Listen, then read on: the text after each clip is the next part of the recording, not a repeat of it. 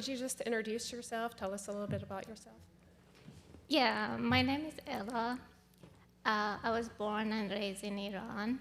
I came to US in 2014 to do my PhD in computer science, and I got married here, and it's been 10 years that I've been living here. Wow, that's amazing. So how were you able to, just growing up as a woman in Iran, how were you able to get here? I mean, Yeah, it was a long story. So I I was born in south of Iran. Um, my family were not like a very committed Muslim family, but for some reason, I decided I want to be the best Muslim that is there. So when I grew up, my mom would always say that if you were a boy, you would become a preacher, because I read something in Quran, and I really loved learning Arabic because my grandma, she was Iraqi, so she wanted me to learn the language, and my first language was Farsi. So I learned from Quran that if you want to be a good Muslim, you cannot cherry pick. You have to do all that is there.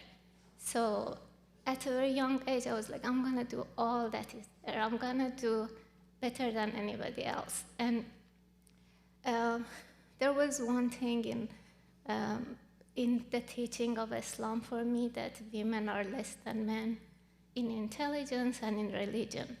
So I wanted to keep up with the religion part.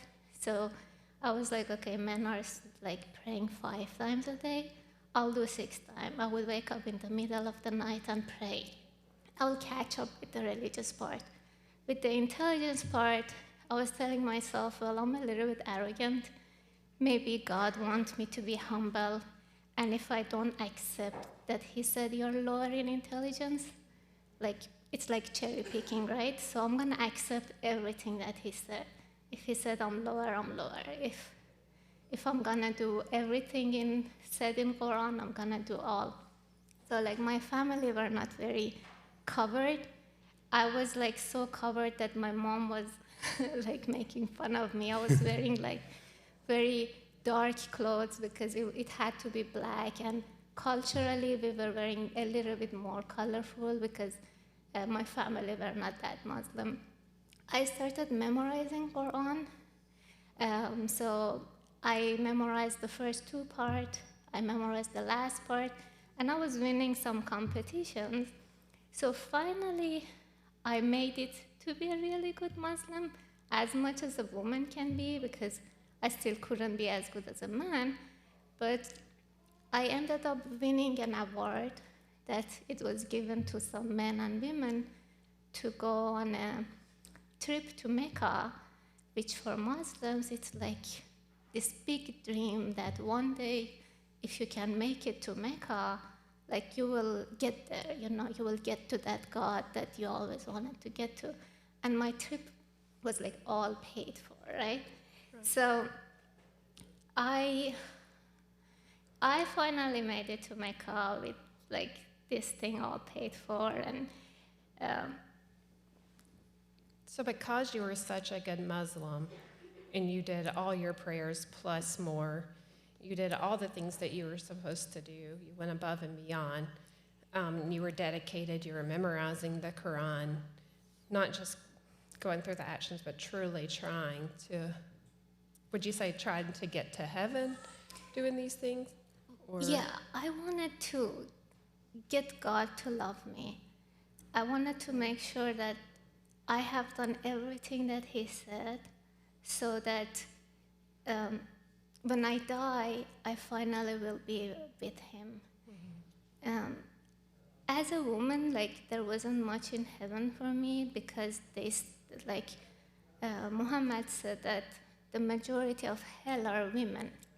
So I had to work like 3 times harder to make sure I'm not going to hell, because there were more ways for me to go to hell than there were ways to go to heaven.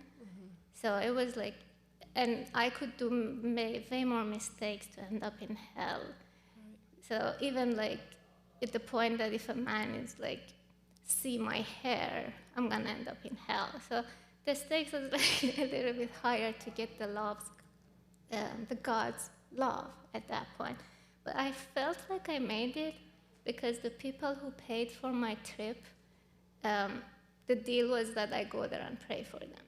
So I'm like, got so close to him that I can finally go there and pray for the others so that God look at them too.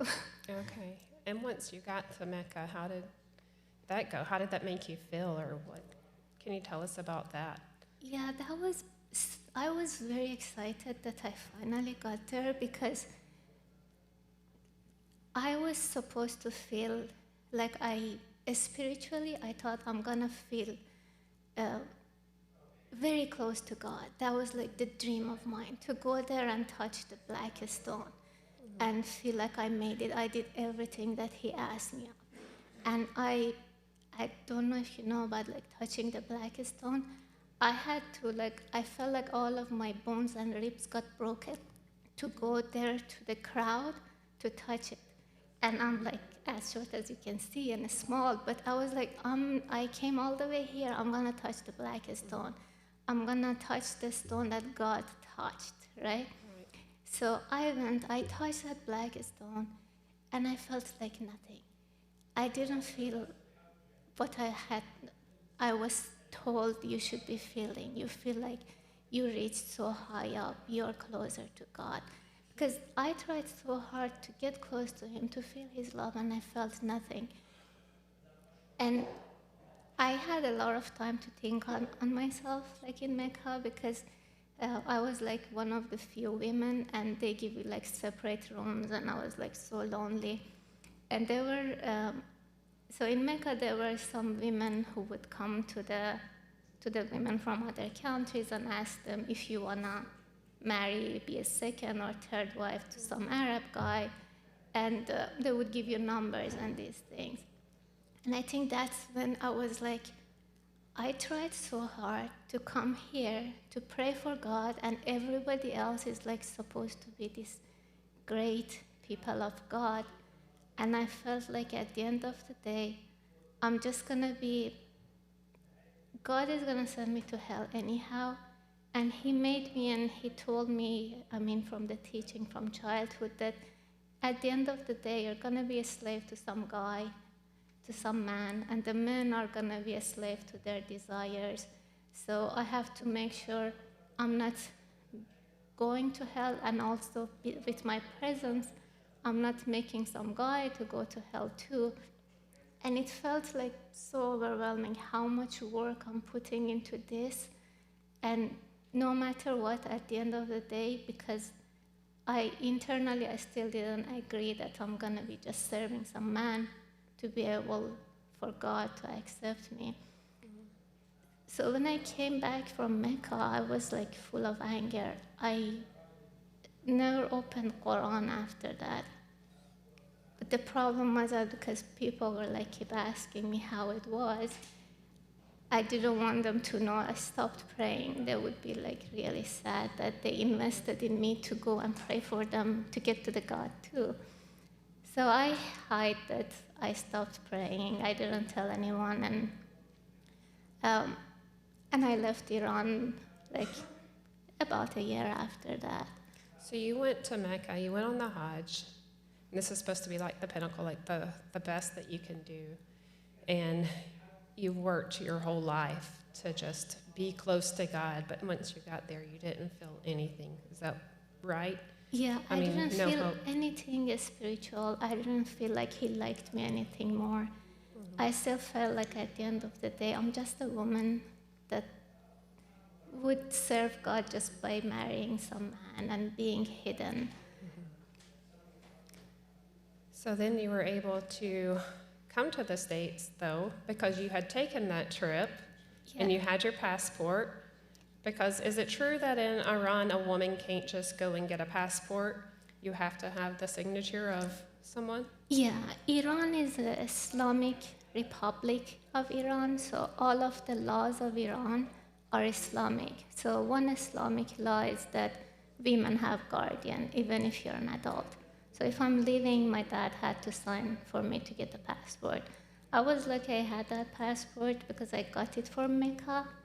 I wouldn't be able to use it to come to the land of Kuffar with that passport, but I already had it. And I was I was done with the religion, with the country. So I said, I'm going to go do my PhD. And I ended up very randomly, I ended up in Michigan Oh, so you landed in Michigan. What year was that? in 2014. 2014. And did you know English at that point? I could read and write. I couldn't speak. My listening was very horrible. Yeah, so it took me a while to be able to talk. And I was mostly hanging out with immigrants. Yeah. And I didn't want to talk to any Christian because I was told our God is the same God as Christian. So I was already done with that God. I don't want to know any other version of him because in my mind, it was like the same God. I was told that it's the same. So I never hung out with anyone remotely Christian. Yeah, so you were just kind of done with religion at this point. I was done. I was trying to believe that there is no God. In my mind, I saw all these scientists, cool people. They were all atheists. So I was like, I'm going to be sticking to these smart people that all of them are saying, oh, religious is just for community. Mm-hmm. There was even a philosopher that had classes for religion for atheists. And he was saying, what religion is giving you is just a community. So have friends, you'll be fine. I tried to do that for maybe 7-8 years. Wow. To just deny God and get what supposedly religious is giving you. Okay. Just friends, maybe, yeah. And then I guess it was probably, 2021 when we knocked on your door? Is that right? 22? I think 2, yeah. 22. My mom and one of my daughters and I came and we were knocking doors and we invited you to church. So what made you say yes? Yeah, but by that time, I knew, I swore I'm not going to be with anyone religious or Christian. But I was very depressed. I was clinically depressed.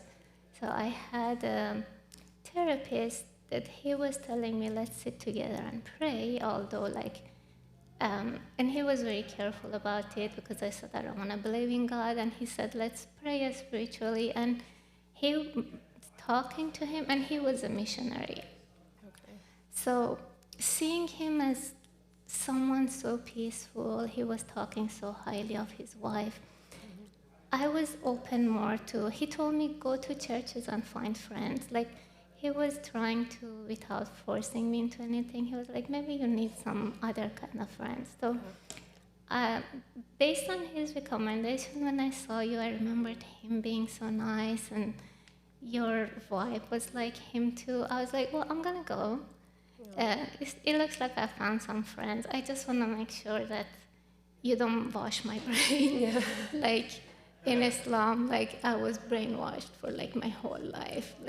I was if I'm careful enough, I'll have the friendship and none of the brainwashing part. I actually remember you telling me that after maybe the 3rd or 4th week. I remember you coming up to me and saying, I'm very happy to come, and I'm really happy to have friends, but I just want you to know up front that I'm not interested in the religion, that I'm not interested in anything.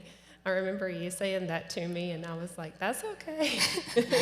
Yeah, I wanted to be honest, at least about that part. But it was, I would sit and hear, but I wouldn't really listen. But the words were going to my brain. But I was I'm going to make sure, defy it, to some extent, yeah.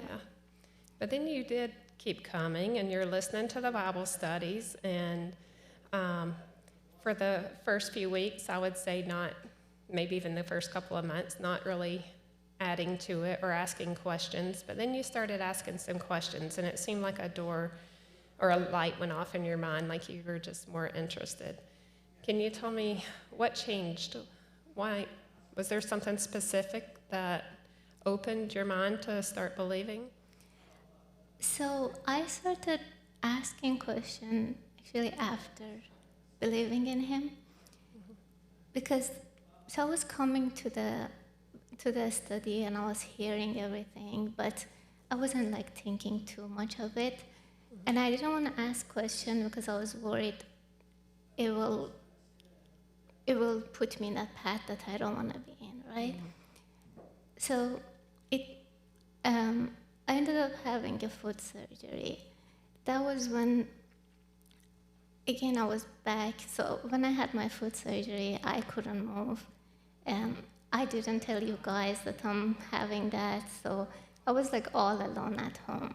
Yeah. And it was always, I noticed whenever I was like all alone and thinking, I ended up thinking about religion.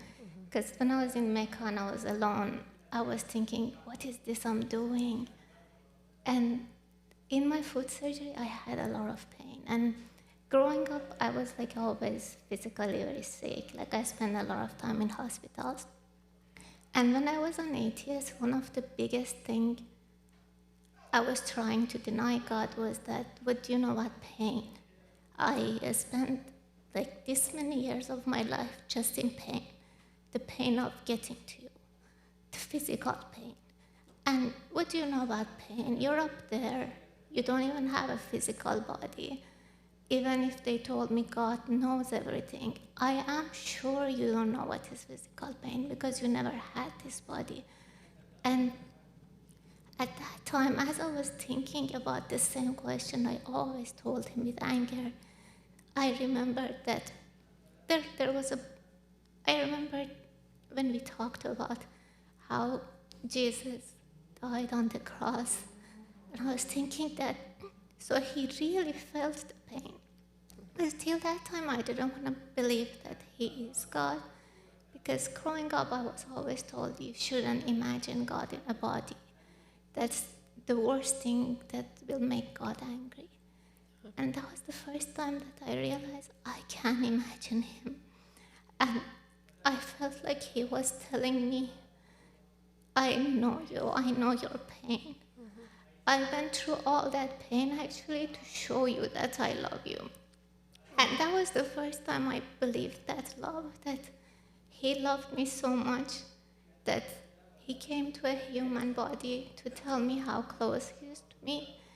And if I went through pain, he went through more pain than I did. Yes. And if I went through loneliness and rejection, he went through worse than that. And that was the first time that I deeply believed that I put my faith in him. I trusted that it's him, that it's really the true God that's telling me, I know you.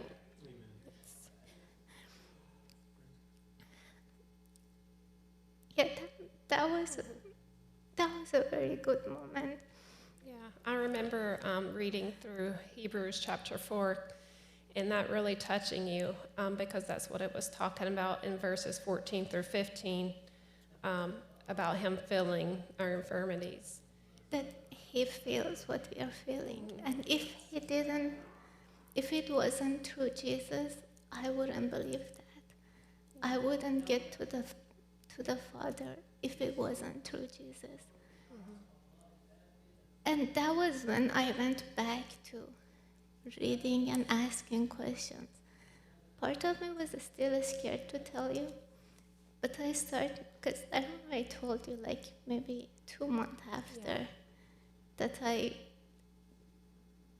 put my faith in Jesus.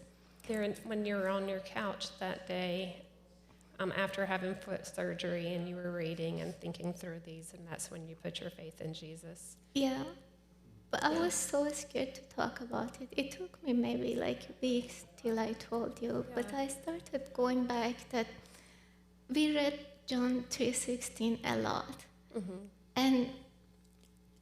And so it was telling me that God loved you so much that he sent his son to you, right?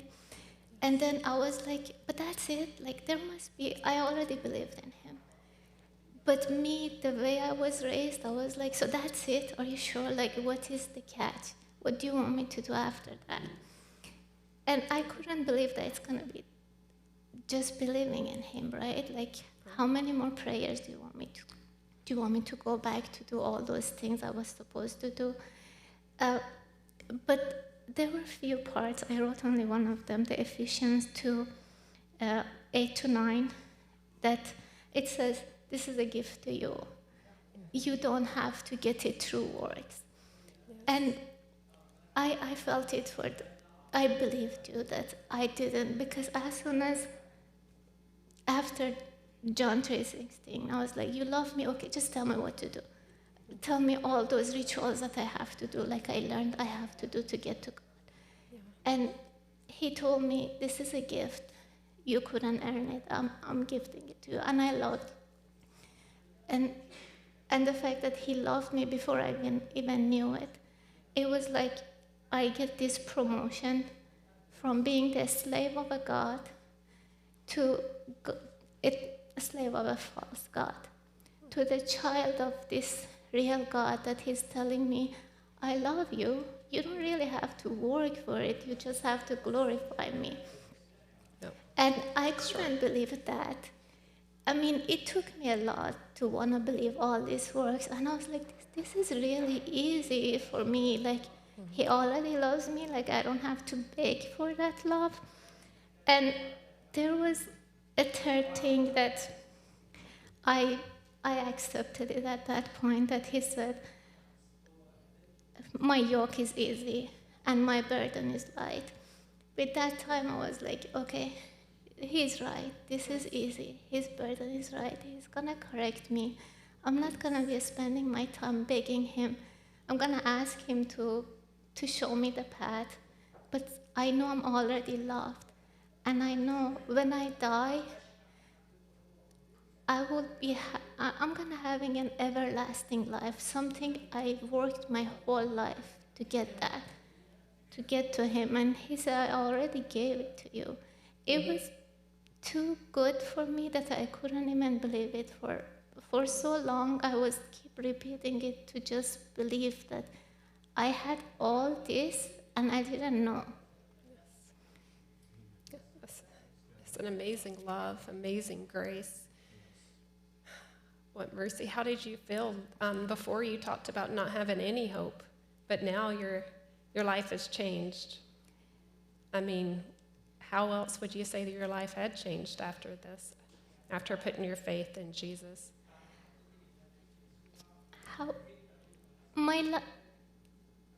Well, one thing was that I knew I will have that everlasting life that I wanted. Yeah. And I knew that I found this peace in me because I left my whole years that I was in Iran. I left my life in the fear of making that false God angry. Mm-hmm. After putting that false God aside, I spent a few more years just being angry, just having this much anger that there's no one for me. I'm just an orphan. I didn't have family. I didn't have any God to pray to because I wanted to make sure I'm not praying. So I spent so much time in fear, so much time in anger. And then I realized that there was this peace for me, and I finally found it. Mm-hmm. And I kind of wished I could go back and hear about it, when I was born even. Yeah. Oh, that's wonderful. That's wonderful. And God has given you a husband now, and yeah. I see a big difference in you. I see that you've just opened up and just happy and more joyful and at ease, and it's such a blessing to me to see this change in your life. Actually, I really believe that I knew you were saved long before you told me because I could see the change. And I remember going home and telling David, I said, I think Ella has gotten saved. And of course, growing up in the religion that you did and the way that you did, that it takes some time sometimes for people to come out and say it, but it was just amazing that it was obvious even before you told us. And now you feel like you know that peace and the rest that only God can give. What would you say to someone that maybe seeking, that may have questions like, should I seek, the truth? Maybe a Muslim that is wondering if they should seek Jesus or to know the truth. What would you say to someone that was trying to find the truth? I'm saying that internally we know the God and we know we want to find him, but there are many gods out there. So if you don't find the true God, there will be some false God filling that void. That place won't be empty. There will be different gods with different names, even if you say that's the only God. Yeah, like lowercase g gods, false gods. There is, because, Yeah. like for example, in Islam, they told me these are all the same gods. They're just worshiping different. But these are all different gods. And for a Muslim, as a person who was in Islam, the thing that helped me to see this is not a real God was that I really knew the religion. I read the whole Quran, although it was a second language for me. I didn't question anything, but I think at the end, trying to be that great Muslim helped me because I read everything. Yeah. I knew what God wouldn't want. And even like knowing your religion can at least help you to know what is right and what is wrong. And accept this from me that this religion finding the true God will bring you peace. Because I was preaching in Islam before too, telling people how to do everything correct because they will be kafir otherwise. But I was doing it to collect points. Because every good thing you do there, it will get you some point. But for me to telling you that there is peace in finding Jesus, I'm not even doing it to get any point. I'm telling you, I'm telling you the truth that you will lose all that fear, all that anger. This is really, as he said, my burden is light. This is light, this is peaceful. Yes. And you will feel that everlasting life that is promised to you. You don't even have to run for it. You were the child of God. Yeah, that's really good. Thank you for that. I have one last question. Because I've heard people make statements like this before, and especially as a woman, you always get that question from another Muslim specifically that might say, Ella, you just made an emotional decision. What would you say to that when they say that you made an emotional decision to follow Christ? Yeah, I got that a few times. I think one of the times I decided, I always thought I should be humble. So I remember one time I started getting really angry and I told the guy that I have a PhD. I was just trained to do research. I worked as a data scientist for like 5 years at that point. I really thought through this. And it was the first time I really actually used my brain for religion. The whole time I was in Islam, I had to shut down my brain and shut down my heart to accept everything. And this was the first time that my intelligence was telling me this is truth. But also on top of that, emotionally, it felt true too. Absolutely. It was not that it wasn't an emotional decision, but it was the first time that my brain and my heart both were saying the same thing. Yeah. But at the same time, like later on, I remembered that with Muslims, when they are a child, they tell us women's intelligence is lower than men, and the religion is lower. But at the same time, when they count the population of Muslim, they count the women too. But when I leave Islam, well, you were a woman, you were not like much Muslim. One other thing I would get was that, oh, so which country? And I would say, I'm from Iran. And they would be like, oh, but you were Shia. Shia is not like much Muslim, so you don't count as someone who left Islam. But to answer, when I was in Iran, we thought we are the best Muslim too. Yeah. So when I was going to Mecca, they told me that, remember, we are the correct Muslims. There are the wrong Muslims, but don't pick up a fight. So in Jesus, I learned women are the same as men. I'm not going to be lower or higher than anyone. Collecting degrees is not going to make me lower or higher than anyone. Right. And the country I'm from is not going to make me any better of a Christian or a lower of Christian. We are all the children of God. You know, growing up in America, I think sometimes I've taken a lot of those things for granted. And even, you know, the peace that I have from God and the love, a lot of times for granted. And I'm so thankful that you shared with us, because it's a reminder to all of us that what we have in Jesus is just such a precious gift. This is the Bible that you used when you were here, and you left it with us after you moved because you got a new Bible.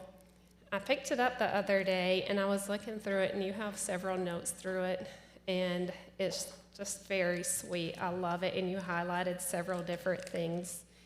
One of the verses that you highlighted is, you mentioned it earlier, is John 3:16, and so I'm going to just read that to end this, just knowing that this is your Bible, and you will get it back because you should have this with your precious notes and with the verse that you've highlighted here. For God so loved the world that he gave his only begotten Son, that whosoever believeth in him should not perish, but have everlasting life. For God sent not his Son into the world to condemn the world, but that the world through him might be saved. Thank you for that, Ella. Thank you.